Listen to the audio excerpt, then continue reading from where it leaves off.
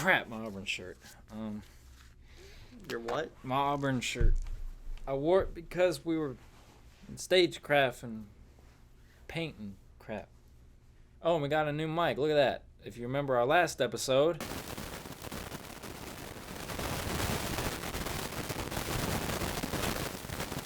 Yeah, Mike. My mic. Not the... Well, Lawrence said we can't insult our own equipment, so I'm not going to do that. Q November 2019 intro card. Ben, edit this in.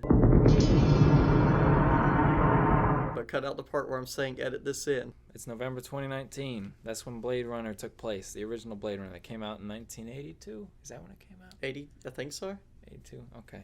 Well, we're going to talk about it. I'm going to take my hat off first. Clayton, you like Blade Runner? Blade Runner is one of the best movies of all time. Anyone who says otherwise is wrong. I say otherwise. You're I think it's a great movie, but I don't think it's one of the greatest ever. That's basically my whole opinion of it. I think there's a lot of great ideas in it, and I think some of them are executed really well. I love it visually, and not just, the special effects are good. I think the concepts, the ambition behind the technical aspects, I think it's all really, really great, and it holds it up for me. I think the music is great, but I think just the general story, I feel really goofy holding this, I'm sorry. I think the general story just of Deckard, again, interesting. I think what falls flat for me and keeps it from being a great movie is the central characters. That's my issue with it. Okay, so the central characters is in all of them or just Deckard? Deckard, but also I guess you could say Rachel. Even though I think she's a good character, their relationship isn't fleshed out very well. I think it's kind of forced. It probably doesn't help that the actors hated each other. Oh yeah, when they were shooting. You know, I could I'm not gonna say I could tell, because if I didn't know that, I never would have been able to tell. But knowing that and then watching it, I'm kind of like, there's a little bit of like when they first kiss and all that stuff, and how he's kind of like forcing himself on her. It's just kind of like that. Okay, yeah, because I'm the opposite. I love the characters. Like, I kind of love how bland Deckard is, because it makes him work really well, bouncing off of Roy and and Rachel and pretty much everyone else. Oh yeah.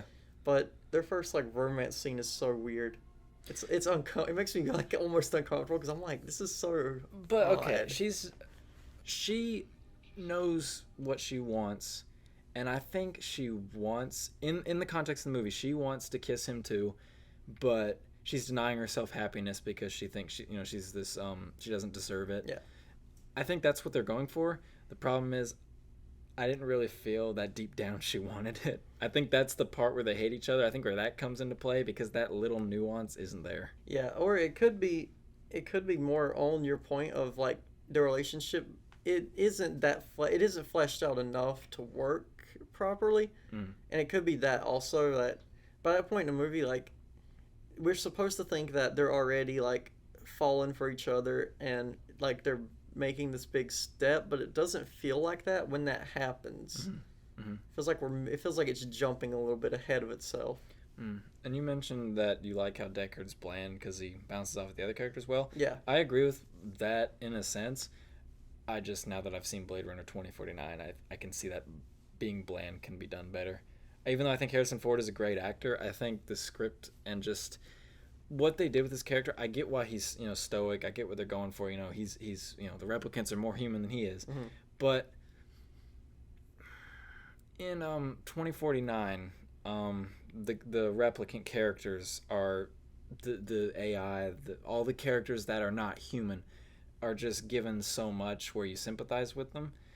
Deckard just kind of doesn't really have that for me in the original Blade Runner. He's just kind of a dude, and he's bland, and he doesn't really have much behind him. We don't know much about him, really. Well, yeah, because I don't think he's supposed to. I think he's supposed to be that bland because, the whole point's that to show, the comparison of him and Roy, how Roy has so much feeling and emotion. Everything he does is so just out there with personality and meaning and purpose that Deckard just kind of going through the motions of his job, oh, well, got another one. Let's find the next replicant. Yeah, that was I think that was kind of the point. And I mean, it can make people dislike it because... Yeah, it's definitely... I watch it and I know, okay, this isn't a mistake. This is what they're trying to do. And it doesn't completely work for me, getting me invested in the movie. The movie's just go ahead, I guess, rate it. It's an 8 out of 10 for me. It's like a great movie, but it's not quite there, and that's the reason why. But I still think it's great.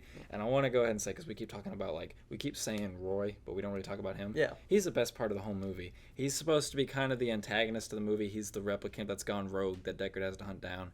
And I think he's the character that I feel like that the movie should have been about, honestly, because I think he's just the most compelling. Yeah.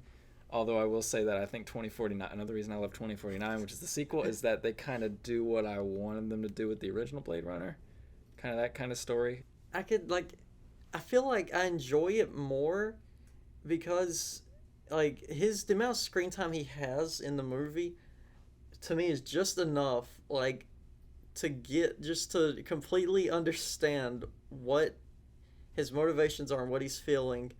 And I feel like if I had more of Roy and then all the other Nexus 6 that, like, were part of his crew that were on the run, I feel like if we had more of them, they might have been worse because I don't trust Ripley Scott that much as like, you know, years after the fact when he talks about it. I'm glad there wasn't more of them in the movie because I feel like he might have ruined them, but the amount we get just gets across, like, their desperation in their scenario of wanting more life and how they're feeling about what they're going through. What cut are we reviewing right now?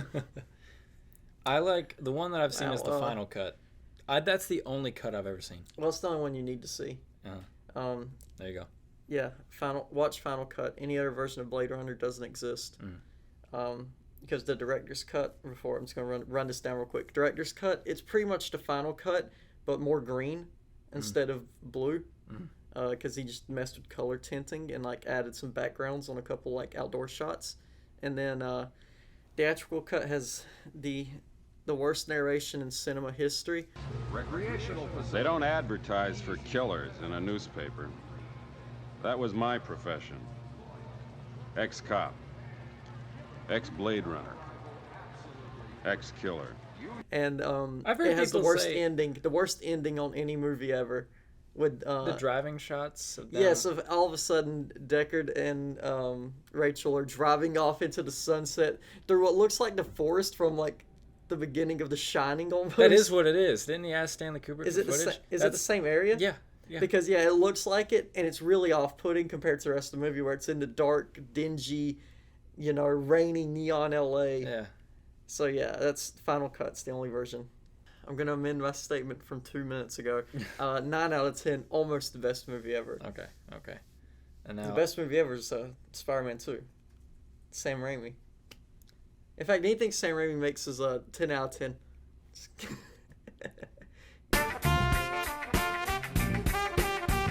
Let's talk briefly about 2049. Have you seen The Inner Circle where they did 2049? No, I don't watch studio content. No? Why are you laughing? I've never seen it. I've never seen it. Yeah, no, for real. I hadn't seen it. 2049. What do you think? 2049 is one of the better sequels I've ever seen made. It's not the best sequel ever made. That's like something like Godfather 2 maybe, or Spider-Man 2. Insert Peter Parker gif again. One of the better sequels ever made.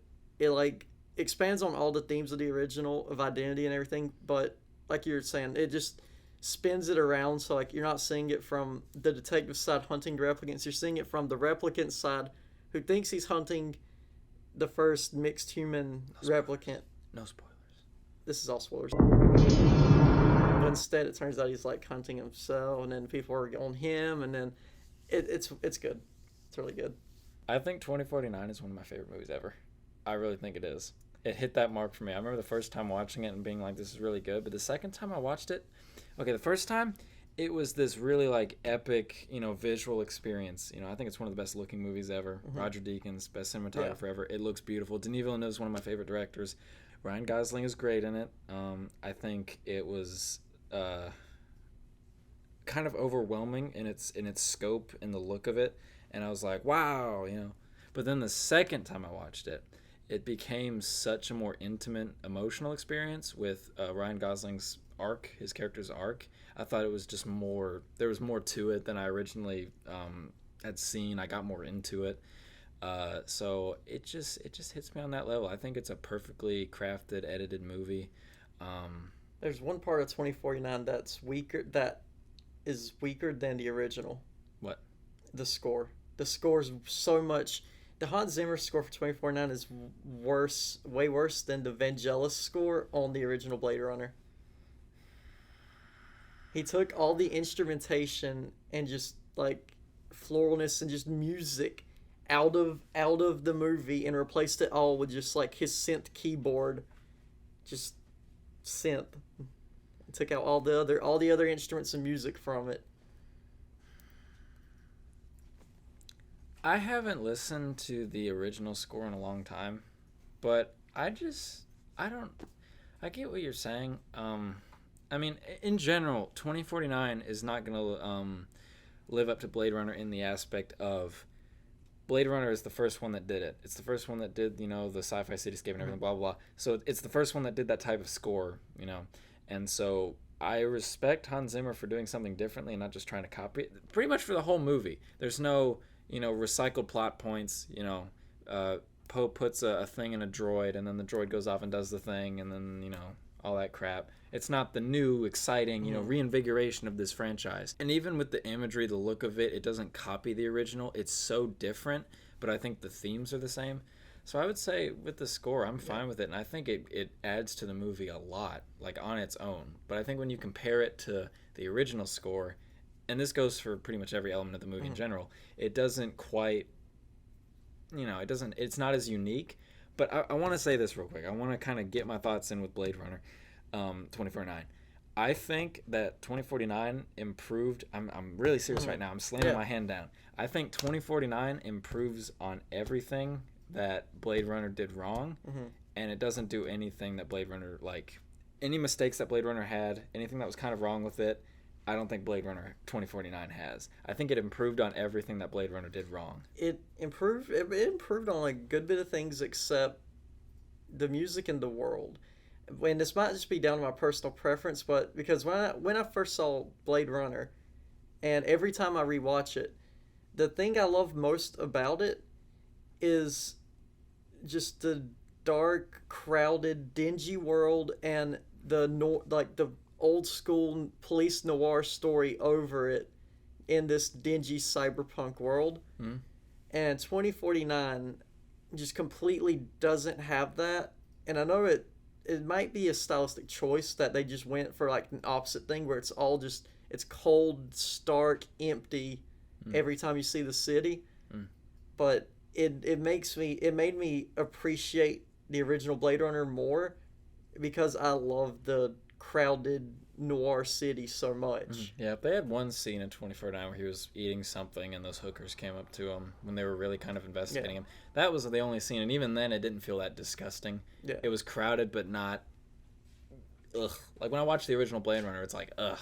Like it's raining and there's just cars and I just see the exhaust coming out of places and there's just trash and a bunch of gunk and crowded crap. Like I think that is something that 2049 I really hope this stupid thing doesn't pick up my freaking phone vibrating.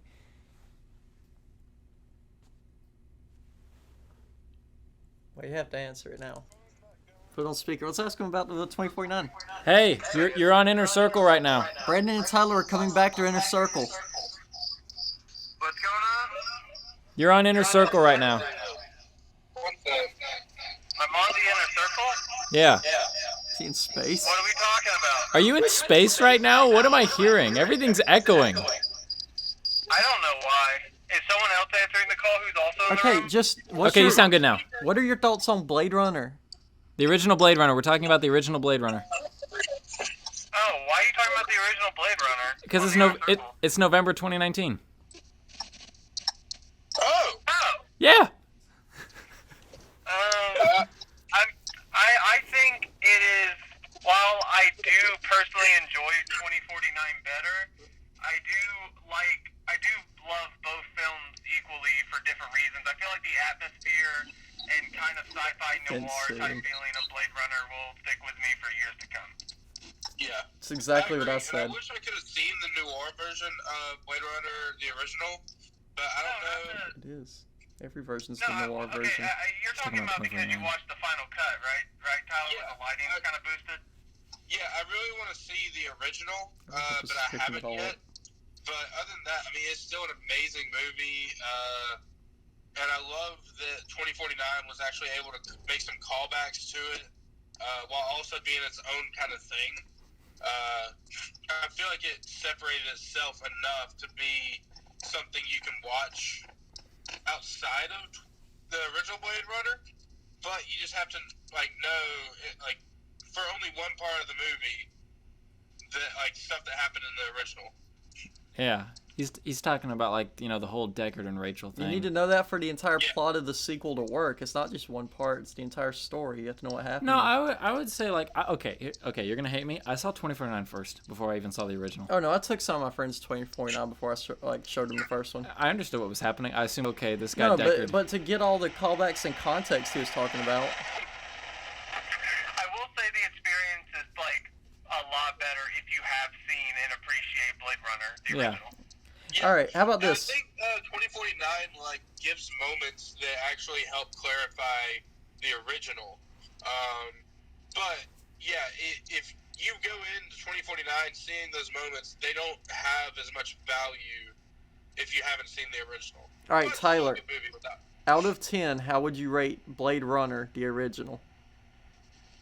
Out of 10? An 8. All right, what, Brendan? It's according. If it's the theatrical cut, a 7. If Final it's cut. The director's cut. Final cut? No, I mean I like the director's cut better than the final cut. Okay, I'll give the director's cut a 9 to a 9.5, somewhere between there. I'll give the final cut a 9. All right, that's fair. I'd give it an 8 altogether. Thank you for your contribution. No problem. You are gone, but not forgotten Miss you yet. guys. Miss the inner circle. That was our original members of the Inner Circle, and they called at the perfect time to talk about Blade Runner. What did you think of the ending of the final cut, and more specifically the unicorn dreams, and that being called back to at the end of the movie, and the movie ending on the elevator doors? What do I think about that? Yeah, mostly the unicorn stuff. I mean, I think so. I'm not a big believer in ooh, is he or isn't he? Wink, wink. No. Yeah. The reason it's in the story is because it has to have a purpose. So I know everyone says that he isn't a replicant. Yeah. But honestly, and I think it would be better. I'm glad you brought this up. I think it would be better if he wasn't a replicant. I think everybody agrees with that, right? Yeah. But when I look at that, I think what they're trying to say is, ooh, he has these dreams about a unicorn, and this guy knows what he's been dreaming about. He knows about a dream or a memory or something that's been implanted in his head because he's a replicant. I think it was just a talking point, and he's really just a human. Yeah, Ridley Scott, even though he made the movie, and he runs around saying, no, I intended Deckard to be a replicant, well, he's wrong. Because if Deckard was a replicant, it makes kind of the entire story pointless and stupid. It makes all the exploration of the humanity versus the replicant pointless if Deckard was a replicant. It's like And George Lucas going back and touching his masterpiece. yeah, it works better. Like you said, you hate it when it's tossed up as either or, but that's how that point only works as an either or without a clear answer. Even if it just it makes more sense for him to be a human. That's my thoughts on the unicorn thing. It's kind of dumb, but it gives an interesting talking point that should not have an answer, regardless on if the man who made it thinks it should have an answer. Oh yeah, I don't think it should be answered. And 2049, people debate this. I don't think it answered the question whether he is or not. Well, no, it clearly did, because if Deckard was a replicant, he wouldn't be 70-year-old old man Harrison Ford in a gray T-shirt. Well, he's because he would he would have died before then. The replicants can't live that long. No, that he was an older model. He would have been an older model before Roy Batty, which was the Nexus 6, which only had a 3-year lifespan. Well, they said So he would have been way dead by then. They said the short year lifespans were like a failsafe that was put in after like a lot of other models were made. So what if he was made an older model that was made before all that? But then the 2049 kind of falls apart because the whole idea of it being a human replicant hybrid godchild would just kind of be a, Of who being a human replicant godchild? I don't know, whatever his daughter's name was.